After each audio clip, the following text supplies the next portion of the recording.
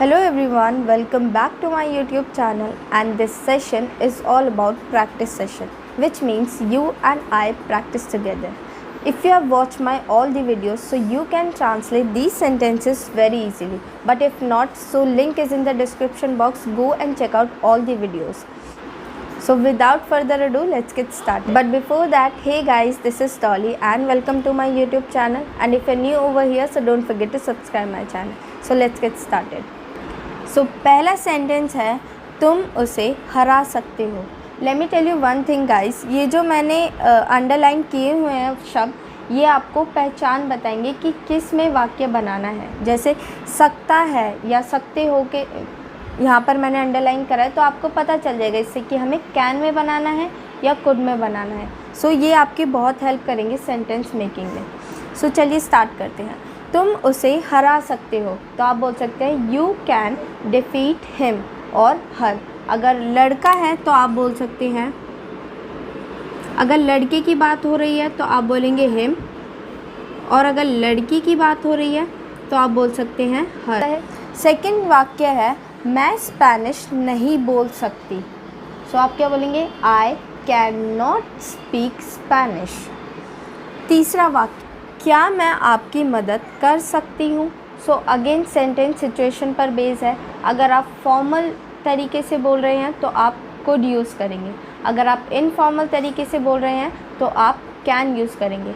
अगर आपको डिफरेंस नहीं पता है फॉर्मल और इनफॉर्मल में, so do check out my video, link is in the description box. इसकी इंग्लिश होगी कुड आई हेल्प यू. अगर आप फॉर्मली बोल रहे हैं तो आप बोलेंगे कुड आई हेल्प यू. अगर आप इनफॉर्मली बोल रहे हैं तो आप कैन यूज़ कर देंगे, कैन आई हेल्प यू. ठीक है, वेरी इजी. नेक्स्ट वाक्य आता है हमारा, वह हमारी मदद कर पाया.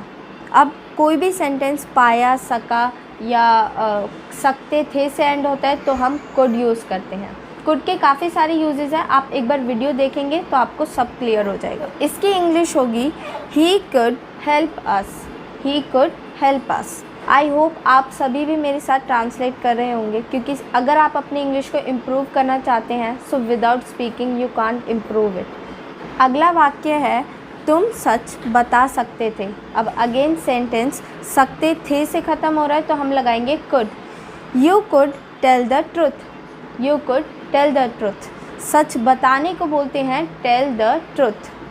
अगला वाक्य आता है मेरा पढ़ाई करने का मन नहीं कर रहा है. अब ये मैंने आपको बताया है मन नहीं करने को क्या बोलते हैं. सो लिंक डिस्क्रिप्शन में है, वीडियो ज़रूर जाकर देखना अगर आप ट्रांसलेट नहीं कर पा रहे हैं इन सेंटेंसेस को.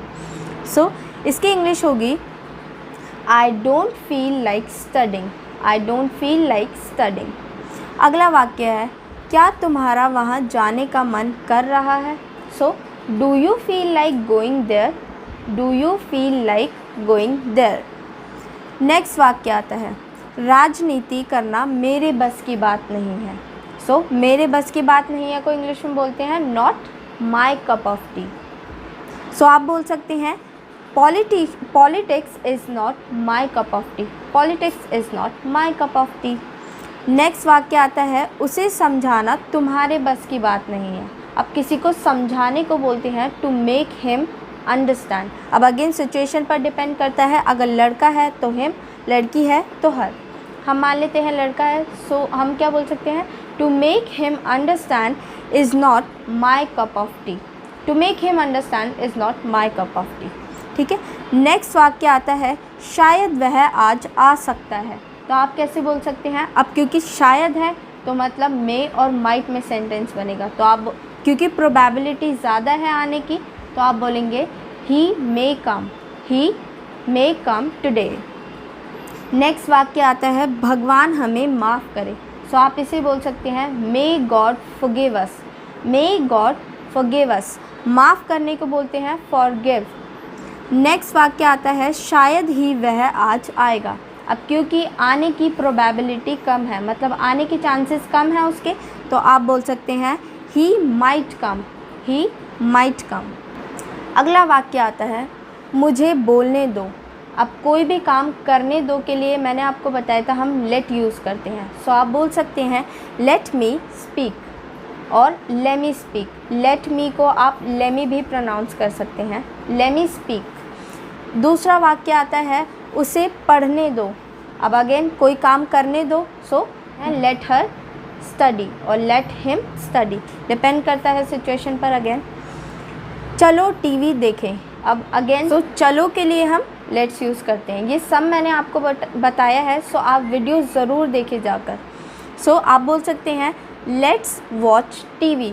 अब क्योंकि टीवी देख रहे हैं तो आप सी नहीं लगाएंगे कि लेट्स सी टीवी, नहीं, क्योंकि आप किसी स्पेसिफिक चीज़ को जब देखते हैं तो वहाँ पर आप वॉच का यूज़ करते हैं। सो आप लगाएंगे लेट्स वॉच टीवी। अगला वाक्य आता है मुझे अब घर जाना चाहिए। अब क्योंकि सेंटेंस चाहिए से ख़त्म हो रहा है तो आप शुड का प्रयोग करेंगे, राइट।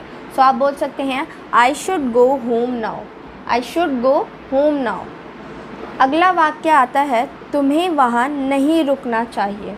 अब अगेन सेंटेंस चाहिए से ख़त्म हो रहा है तो शुड में ही बनेगा, तो आप बोल सकते हैं you should not stay there, you should not stay there.